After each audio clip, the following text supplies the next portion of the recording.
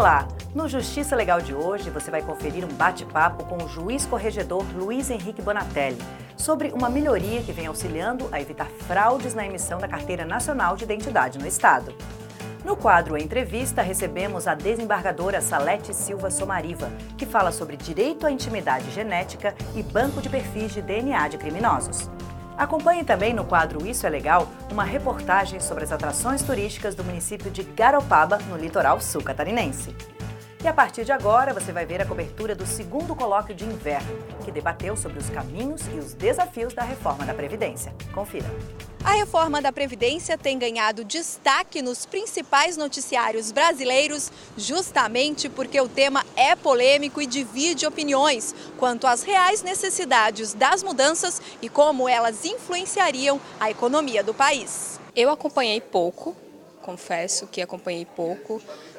Quero justamente poder ouvir mais de pessoas experientes para poder tomar uma decisão, assim, ter um pensamento sobre a respeito, né, para poder argumentar, fundamentar. Diante de toda essa instabilidade que está o Brasil socioeconômico, político, e essa reforma, ela atinge diretamente todos os brasileiros, né? Com o objetivo de debater o assunto, a Escola Superior da Magistratura do Estado de Santa Catarina realizou o segundo colóquio de inverno, na sede da Associação dos Magistrados Catarinenses, em Florianópolis. A reforma da Previdência é um assunto que precisa mesmo ser discutido. Existem muitos mitos, existe a realidade do déficit, isso precisa ser trabalhado de maneira séria, precisa ser debatido, e pouca gente estuda isso a fundo, fora os profissionais especializados na área. Então a ideia é trazer esses profissionais para cá, discutirem com nossos alunos. Então, assim, além do debate jurídico, alertar a preocupação da gravidade e da importância dessas mudanças, que vão comprometer aí muitos anos aí o futuro do país. Questões como os caminhos e os desafios da reforma da Previdência nortearam o debate coordenado pelo advogado Rogério Duarte da Silva. O tema é um tema relevante a toda a sociedade. E a ESMESC tem uma grande característica de estar presente nesses temas relevantes à sociedade como um todo. Não só à classe jurídica, mas a todos os setores interessados, principalmente no tipo de reforma que vai ser feita, na manutenção e na agressão a direitos e o que essa reforma significa principalmente para o futuro. Por quê? Porque a reforma é vendida como a salvação para vários problemas. As contas públicas, o desemprego e tantas outras questões. Será que ela realmente tem a possibilidade de fazer tudo isso? Será que realmente nós conseguiremos resolver tantos problemas com uma reforma que já sofreu tantas mudanças? O evento contou ainda com a participação do doutor em Direito Cláudio Ladeira de Oliveira e do advogado e professor Tiago Martinelli Veiga. A reforma proposta, atualmente em discussão, ela, embora tenha alguns aspectos positivos, ela, por outro lado, acrescenta muitas injustiças. Ela é generosa com o andar de cima e muito dura com o andar de baixo. Inclusive, do ponto de vista econômico, algumas medidas, as mais duras, até não se justificam. Então, é preciso discutir um pouquinho mais a reforma proposta, embora alguma reforma seja necessária. A reforma da Previdência tem sido tratada de maneira muito concentrada dentro do Congresso e por algumas autoridades em direito previdenciário. E a partir do momento que a gente consegue ampliar o debate, levar esse debate a outros centros que não os tradicionais de discussão do direito previdenciário, a gente tem a possibilidade de criar mais pontos de reflexão e, com isso, trazer um posicionamento crítico mais qualificado, mais profundo acerca das propostas que estão sendo apresentadas. Durante o encontro, pontos como a criação de um regime geral para os setores públicos e privados, idade elevada para aposentadoria e a PEC 287 de 2016, apresentada pelo governo, foram levantados pelos palestrantes, que instigaram o público presente a refletir a respeito de alternativas para solucionar o problema da previdência social no país. Um tema muito atual, a reforma da Previdência no cotidiano, e é mais uma informação da população mesmo, e atualização dos profissionais, e eu acho que seria muito bom que mais pessoas participassem desse debate. É um tema bastante em voga hoje em dia, Senti que aqui seria a oportunidade de justamente entender todos os contrapontos desse tema e até justamente para poder formar uma opinião, né, mais embasada, considerando tanto o lado que são a favor ou contra essa ideia. O Tribunal de Justiça de Santa Catarina ampliou a integração eletrônica com a Secretaria de Segurança Pública do Estado, a fim de evitar fraudes nos pedidos e na emissão da Carteira Nacional de Identidade. Para saber mais sobre o assunto, o repórter Diego Souza conversou com o juiz corregedor Luiz Henrique Bonatelli. Confira. Uma integração entre o Tribunal de Justiça e a Secretaria de Segurança Pública está evitando fraudes no processo de emissão de carteiras de identidade. Quem vai explicar um pouquinho para a gente é o juiz responsável por esse processo, Luiz Henrique Bonatelli. Juiz, como funciona essa integração? Na realidade, ela é consequência de um convênio que existia já desde 2009 entre o Tribunal de Justiça e a Secretaria de Segurança Pública, no sentido de permitir que a Secretaria de Segurança obtivesse alguns dados interessantes do ponto de vista de registro civil e que tivesse alguma repercussão na área criminal. Tá? Então, daquele convênio foi feita uma proposta de uma minuta de atualização e, mais recentemente, foi feito um termo de cooperação técnica, pelo qual afastou-se aquele convênio antigo e se possibilitou, por este termo de cooperação técnica, que a Secretaria de Segurança Pública tivesse acesso aos dados de registro de nascimento, registro de óbitos e de casamentos das pessoas, dados que nos são fornecidos diretamente pelos cartorários, pelos delegatários.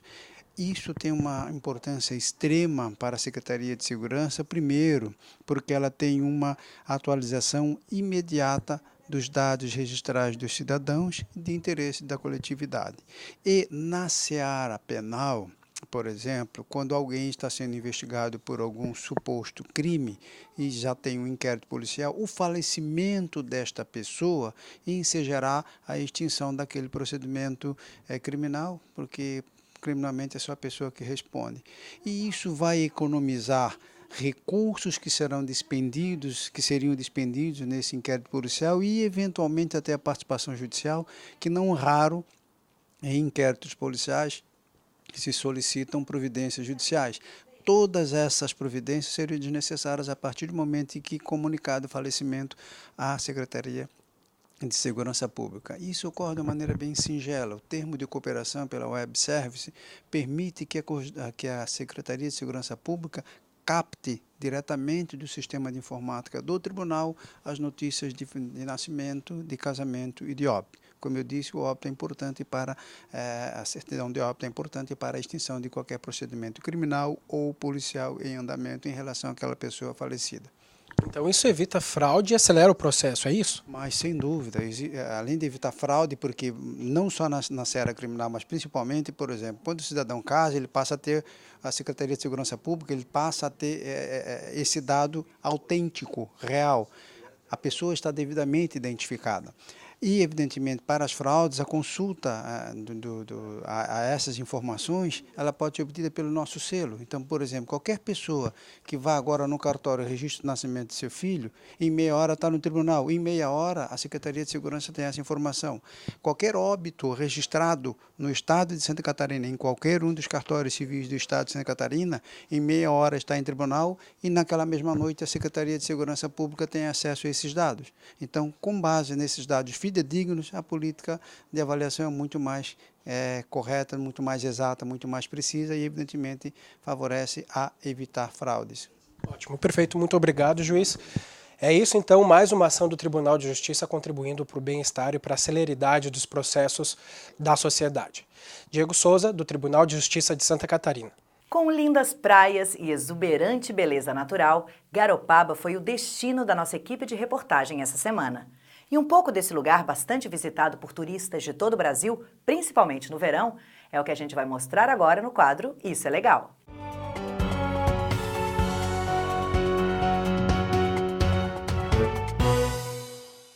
Situada no litoral sul de Santa Catarina, a 90 quilômetros de Florianópolis, Garopaba é conhecida como a capital do surf e das baleias francas. Essa é uma região bastante propícia para a observação de baleias, especialmente a franca, porque ela é uma baleia costeira. E ela vem para essa região, tanto para acasalar como para ter os filhotes, muito próximo das praias. Geralmente os filhotes são criados ou são amamentados e ficam aqui por 1 ou 2 anos nas áreas de arrebentação. Então você consegue ver da praia, você consegue ver dos costões, a gente tem uma geografia bastante propícia para isso. Outra atração bastante procurada por aqui, principalmente para quem gosta de surfar, são as praias, consideradas com ondas perfeitas para a prática desse esporte. Essa daqui é a Praia da Silveira, ponto de encontro dos surfistas, já que o mar bastante agitado não é muito bom para o banho. Além da nossa região aqui propiciar boas ondas para a prática do surf, eu diria excelentes ondas, né, é muito próximo de outros locais, né? Então por isso que Garopaba tem esse título de capital catarinense do surf. Com um total de 9 praias, a Enseada comporta um dos lugares mais lindos do sul do Brasil.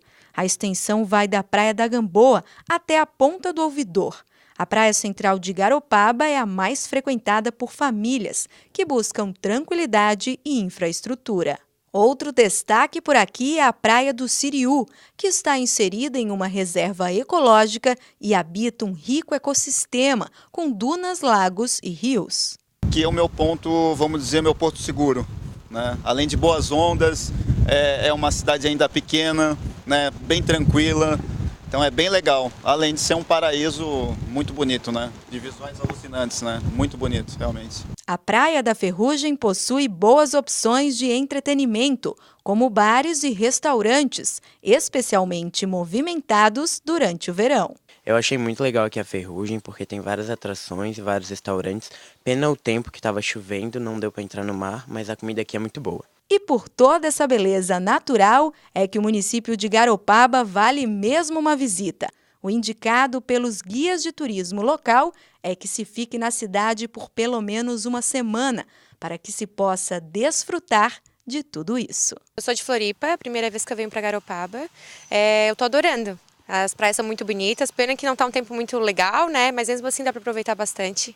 E gostei tanto que quero voltar mais algumas vezes, com certeza.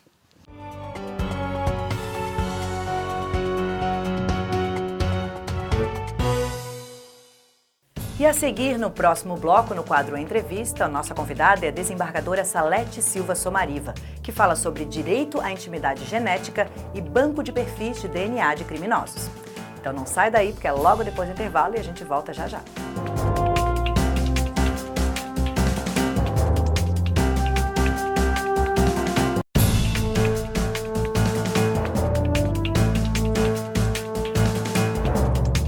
O programa Justiça Legal está de volta. Muito obrigado pela sua audiência. No quadro Entrevistas de hoje, nós temos o prazer de receber a desembargadora Salete Somariva, e o assunto é direito à intimidade genética e banco de perfil de DNA de criminosos.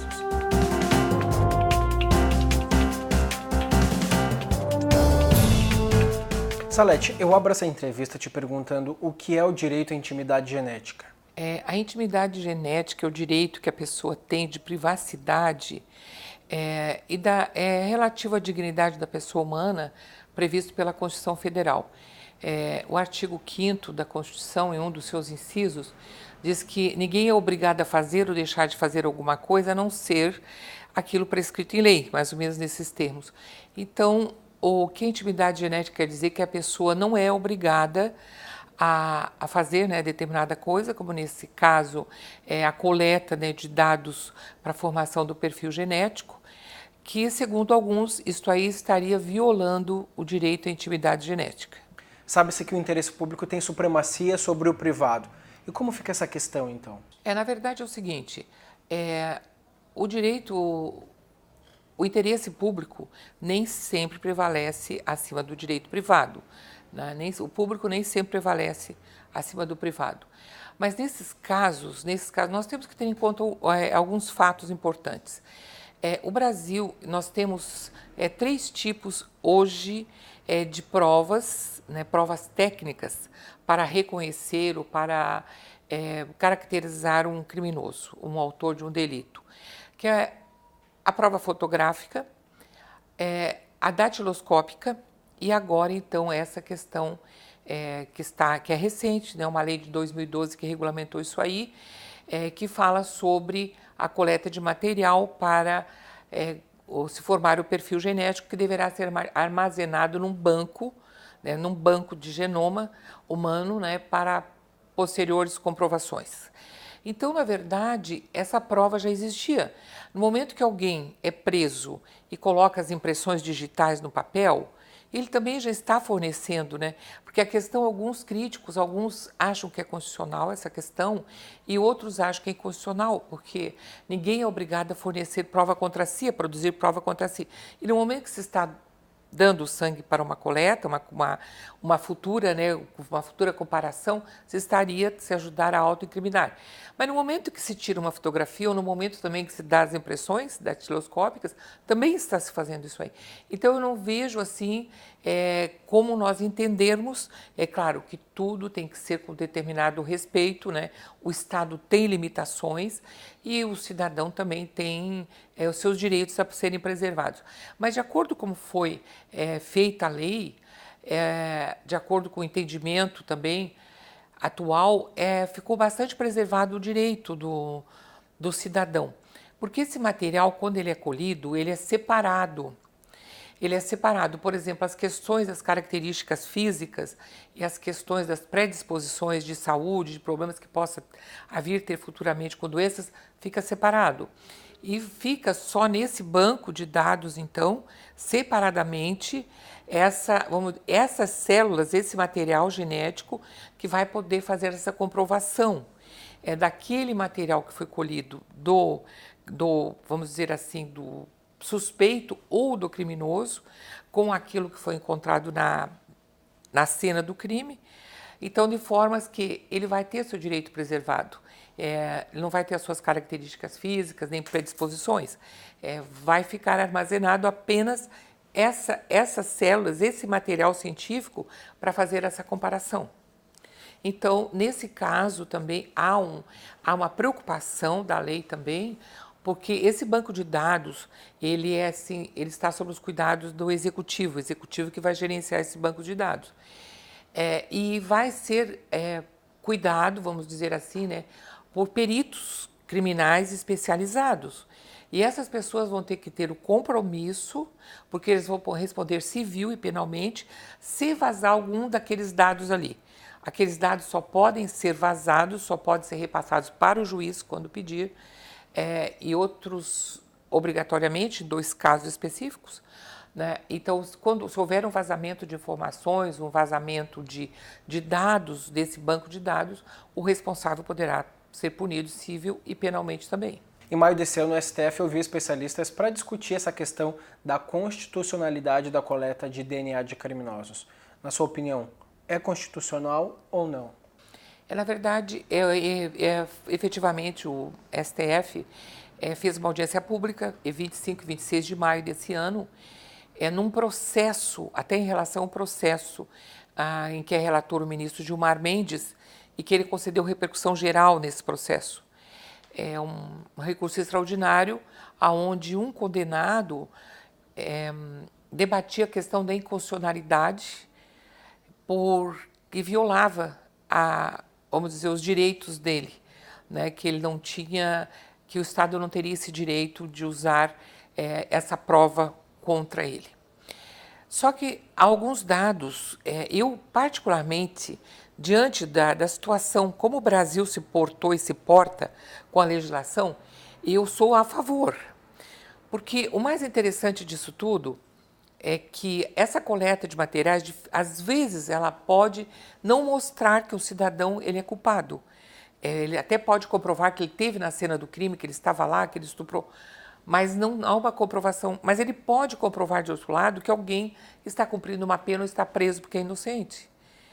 Inclusive, o primeiro exame de DNA, isso foi dito por um perito federal que estava nessa audiência pública, Guilherme Jaques, ele disse o seguinte, que o primeiro exame de DNA no mundo, que foi usado no mundo, acabou por absolver um réu que estava preso há bastante tempo e era réu confesso. E nós sabemos, às vezes, como essas confissões são obtidas, né? Eu acho que nós já progredimos muito, mas até um tempo atrás nós estávamos assim num sistema medieval, a polícia não tem instrumentos necessários para averiguação. e se obtinha essas confissões das formas mais selvagens possíveis. Então, essa pessoa, ele estava cumprindo pena há bastante tempo, ele foi absolvido através do exame de DNA e ele havia confessado. Então, essa comparação dos perfis genéticos, ela pode, inclusive, também ajudar na absolvição de uma pessoa. E o importante é que aqui no Brasil a legislação funciona da seguinte forma. É só em 2 casos que pode ser feita essa coleta. Antes, quando começa uma investigação, houve um crime, há vários suspeitos. Então, ou o delegado ou o Ministério Público, através de representação, vão solicitar ao juiz a autorização para fazer essa coleta. E o juiz, então, fundamentadamente, o magistrado, só tem que ser por decisão judicial, não tem outra forma. Mesmo que a polícia tenha certeza. E também a polícia, o aparato policial, o Ministério Público tem que provar que realmente aquela prova seria interessante para comprovação. Então, há essa questão que é antes, no momento em que se inicia uma investigação, que pode ser requerido o magistrado, só com decisão judicial, e também, obrigatoriamente, de acordo com o artigo 9º, letra A, da Lei de Execuções Penais, que agora foi introduzido essa letra nesse artigo pela Lei 12.654, essa lei que veio regulamentar essa questão, né, do genoma humano. E, nesse caso, a Lei de Execuções Penais diz que é obrigatório aqueles condenados por crimes de grande violência, roubos com armas e todos aqueles crimes considerados hediondos pela Lei 8.072. Esses, obrigatoriamente, eles têm que fazer essa coleta, mas de uma forma muito discreta, indolor, etc., que não venha, né, a ferir a dignidade da pessoa. Nesses casos é obrigatório, é armazenado nesse banco de dados. Quando quando é extraído esse material, quando começa o processo, quando se inicia, né, a investigação, ele tem um tempo para esse material ficar armazenado no banco. E o tempo se conta pela prescrição daquele crime. Por exemplo, o crime de roubo vai prescrever em tantos anos. Então, aquele material só pode ficar guarnecido durante a vigência, né, enquanto houver a possibilidade dele ser condenado por aquele crime. Quando prescreveu, aquele material tem que ser retirado, excluído. E também, na segunda hipótese, que são aqueles condenados por regime, por crimes de alta periculosidade e hediondos, também há um tempo determinado, depois de cumprida a pena, enquanto ele estiver cumprida a pena, cumpriu a pena, também tem que ser retirado dos bancos aquele material. E esse perito, o Jacques, o Guilherme Jacques, ele esteve nessa audiência pública e ele assim, trouxe alguns dados interessantes. Por exemplo, que no Brasil, o Brasil usa o sistema CODES. Eu não sei bem exatamente ainda como é que funciona o sistema CODES, acho que também não sei se teríamos acesso, que é o mesmo modelo usado pelo FBI. Então, ele é de fácil identificação, né? Mas ele é usado só nesses casos necessários. Então, não se vê grandes prejuízos. Por essas razões, na minha opinião, eu acho que não é inconstitucional, é constitucional também, porque é previsto, né, em lei. Eu acho que ele vem em benefício da sociedade, da segurança jurídica, da vida, uma série de coisas, uma série de benefícios, só que também temos que usar assim com com certo cuidado, né, para evitar excesso e evitar abusos, né. Mas me esclarece uma dúvida, na prática, como é usada essa coleta de informações genéticas? Por exemplo, naqueles casos em que está se iniciando uma investigação, os peritos, eu vou dar um exemplo, né? Acho que vai ficar mais fácil, né? Os peritos, então, são chamados para fazer um levantamento na cena do crime. Como nós vemos constantemente, né, através da mídia, né, de televisão, que os peritos vão lá, levantam as manchas, isso.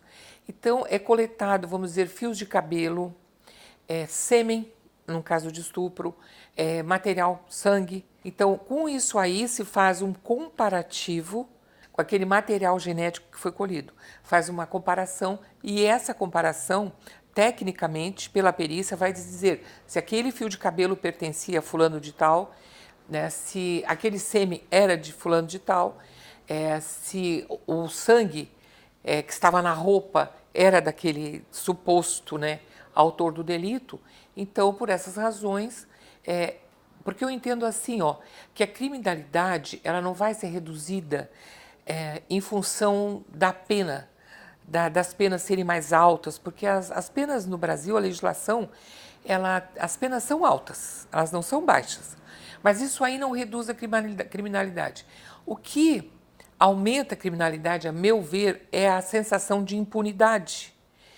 E desde uma vez que vai se usar esses elementos aí para comprovação do autor do delito, né, para a identificação dele, eu acho que vai surgir já uma preocupação, né, para aquele que vai cometer aquele crime, de saber que pelo que vai ser encontrado ele vai ser identificado. A gente percebe que o Brasil tem avançado nesse quesito, mas como a comunidade internacional trata essa questão?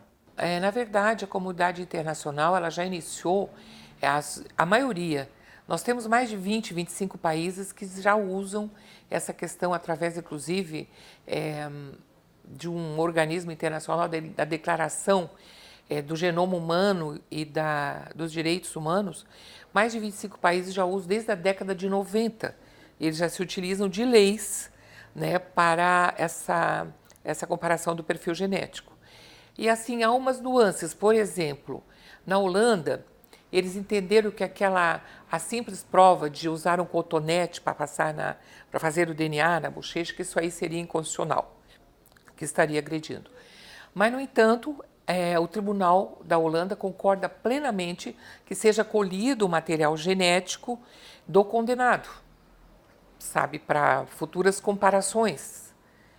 Aí é uma situação diferente. Do condenado é retirado o sangue, desculpa, aquela questão do hábito, o material, né, o material genético, e armazenado, porque ele também poderá vir a cometer outros crimes futuros e se procura o banco de dados e vai se ter lá essas informações genéticas, né? Então a Holanda entende assim. Já no Reino Unido, eles entendem também, mas com algumas restrições. Mas, de qualquer maneira, a comunidade... o Brasil até que está um pouco atrasado, porque veio na década... Agora, nos anos 2007, que veio a primeira lei, né, 2012, mas, de qualquer maneira, os modelos são mais ou menos parecidos com o que o Brasil está utilizando. E a comunidade internacional, eu vejo que pelo número de países que adotaram essa questão, ela está realmente adotando e acho que os resultados são positivos.